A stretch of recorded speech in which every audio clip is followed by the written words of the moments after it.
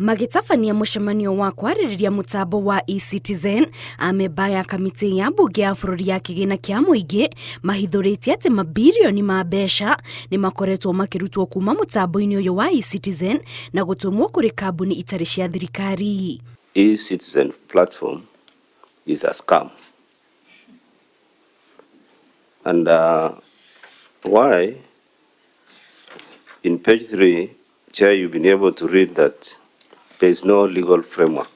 We should find and know, and even look for, even there are companies, we look for CR12 to know who are the directors of these private entities that are being paid money. Kamĩtĩ ĩno oho nĩyonanĩtie wagagu kumana na ũhoro ũrĩa umbũkĩte wa atĩ thirikari tiyo nyene mũtambo wa eCitizen na koguo ndĩrĩ na hinya wa igana kwa igana wa kũrũgamĩrĩra na gũthũrima mĩhang'o itiganĩte ya mũtambo ũyũ. The handover report by Webmasters, Kenya Limited, to the government of Kenya was not honored.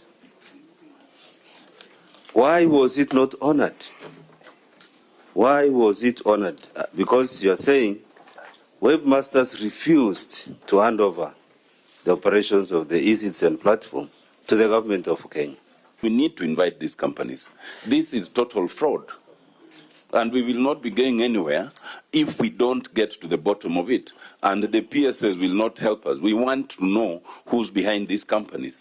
Ũhoro ũyũ umbũkĩte mĩeri 8 tu thutha wa President William Ruto gwathana honge ciothe cia thirikari gũkũ bũrũri-inĩ ciyũkie ũhũthĩri wa mũtambo wa eCitizen kũrĩa arutĩire mũkana arĩa matahĩmbĩrĩte mũtambo ũyũ. Services and payments and revenues must be on eCitizen platform so that Treasury can follow on the revenues that are being collected by government.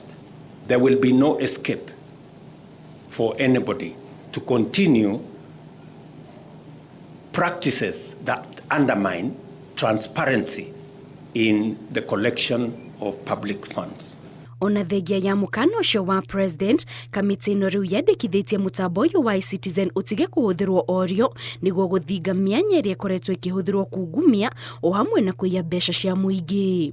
Ngĩribotera Inooro TV, njĩtagwo Kate Muthoni.